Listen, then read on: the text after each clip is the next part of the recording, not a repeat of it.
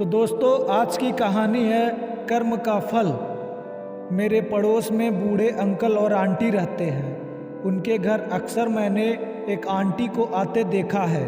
मैंने एक दिन किसी काम से उनके यहाँ गया हुआ था, तो मैंने देखा वही आंटी जो अक्सर उनके यहाँ आती थी वो भी वहाँ मौजूद थी और बहुत दुखी व परेशान लग रही थी। मैंने जब उनसे उनकी तबीयत के बारे में पूछा तो कहने लगी कि बस बेटा, किसी तरह से अपने दिन पूरे कर रही हूँ। ये जीना भी कोई जीना है जो पति के जीते जी अकेला रहना पड़ रहा है।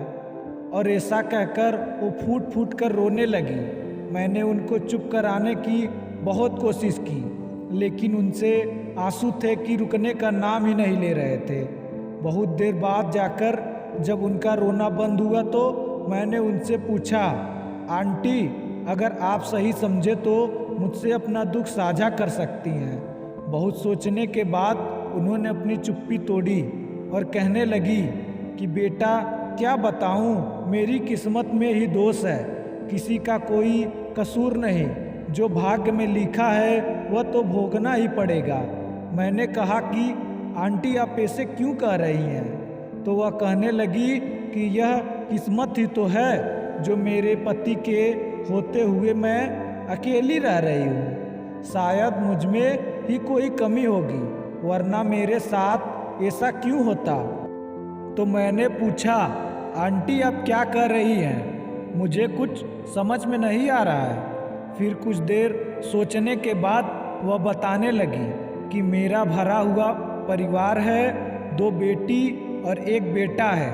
दोनों बेटियों की शादी संपन्न परिवार में हुई है। दोनों अपनी गृहस्थी में बहुत खुश हैं। बेटा भी शादीशुदा है और विदेश में एक अच्छी कंपनी में कार्यरत है। अभी कुछ ही महीने पहले बेटे का मेरे पति के पास फ़ोन आया था कि उसे किराए का मकान बहुत महंगा पड़ रहा है, इसलिए उसे वहाँ पर एक मकान खरीदना है। उसने कहा कि हमारा दिल्ली में जो घर है उसे बेचकर यहाँ एक घर ले लेते हैं और आप दोनों मेरे पास ही रहना। पहले तो मेरे पति तैयार नहीं हुए, लेकिन उसके बार बार मनुहार करने पर वो घर बेचने को राजी हो गए। 1 महीने के बाद ही घर बिक गया। हम दोनों लोगों ने किराए पर एक छोटा सा घर ले लिया, बेटे को पैसे ट्रांसफ़र कर दिए और उसे विदेश में एक घर खरीद लिया।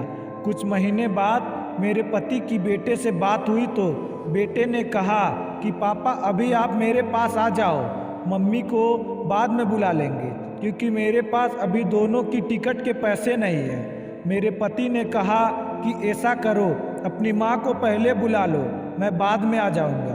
बेटे ने बहुत जोर देकर कहा कि पापा, पहले आप आ जाओ, मम्मी बाद में आ जाएगी। कुछ दिन उनको दीदी के यह छोड़ दो। बेटे की बातों में आकर मेरे पति बेटे के पास चले गए। कुछ दिन बेटी के यहाँ अच्छी तरह से बीते।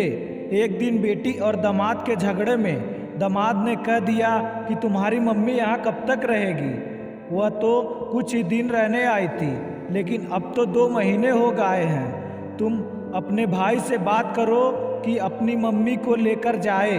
बेटी ने बेटे से फ़ोन करके बात की तो बेटा कहने लगा, मैं मम्मी को नहीं रख सकता, यहाँ पर सब कुछ बहुत महंगा है, हम लोगों का गुजारा ही मुश्किल से हो पाता है। ऐसे में एक सदस्य का खर्चा और बढ़ जाएगा तो बहुत मुश्किल हो जाएगी। ऐसा करो, आप ही मम्मी को अपने पास रख लो। इतना कहकर उसने फ़ोन रख दिया। आज 5 महीने होने को आए, न तो मेरे पति का फ़ोन आया और ना ही बेटे का। मुझे लगता है बेटे ने अपने पति को भी पूरी तरह से अपने कंट्रोल में रख रखा है। बेटे के यहाँ रहकर मैं उसकी गृहस्थी खराब नहीं करनी चाहती, इसलिए मैंने यही पास ही में एक कमरा किराए पर ले लिया है।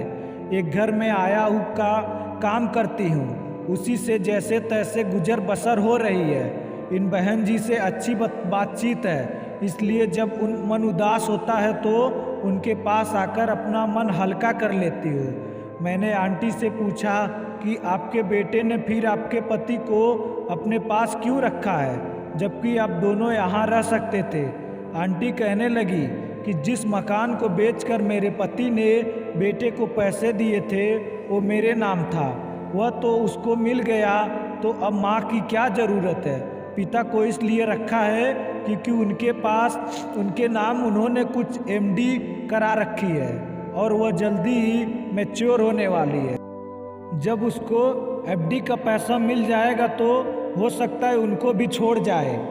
आंटी की दर्द भरी कहानी सुनकर मुझे बहुत बुरा लग रहा था और सोच रही थी कि माँ बाप अपने बच्चों को पालते हैं, अपनी हैसियत अनुसार उनकी हर इच्छा पूरी करते हैं और बच्चे बड़े होकर उनके साथ ऐसा व्यवहार करें तो उन माँ बाप पर क्या बीतती होगी। मुझे तो सुनकर ही बहुत शर्म महसूस हो रही है और सोच रही थी कि क्या यही दिन देखने के लिए माँ बाप अपने बच्चों को पैदा करते हैं। माता पिता की जीवन भर की कमाई हुई पूंजी पर सिर्फ और सिर्फ उनका हक होता है, जिसको अपने बच्चों के लाड़ में आकर उन्हें सौंप देते हैं और यह सोच लेते हैं कि बुढ़ापे में उनके बच्चे उनका ख्याल रखेंगे। लेकिन बच्चे उनके लाड़ प्यार का नाजायज़ फ़ायदा उठाते हैं। माँ बाप से उनकी धन संपत्ति छीनकर उनको दर दर की ठोकरें खाने के लिए मजबूर कर देते हैं या फिर उन्हें वृद्ध आश्रम में छोड़ जाते हैं। उन बच्चों को यह ध्यान रखना चाहिए कि जो व्यवहार वह आज अपने माता पिता के साथ कर रहे हैं, कल उनके बच्चे भी उनके साथ वैसा ही व्यवहार करेंगे। समय का चक्र लौटकर जरूर आता है।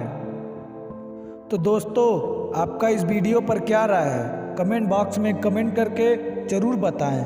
और अगर आपको ये वीडियो पसंद आई हो तो वीडियो को लाइक करके दोस्तों में शेयर ज़रूर करें। और आप हमारे चैनल पर नए हैं तो चैनल को सब्सक्राइब करके बेल आइकन बटन ज़रूर दबाएं, ताकि ऐसे ही हम मज़ेदार कहानियाँ आप तक लाते रहें। तो मिलते हैं फिर ऐसे ही मज़ेदार कहानियों के साथ, तब तक के लिए जय हिंद।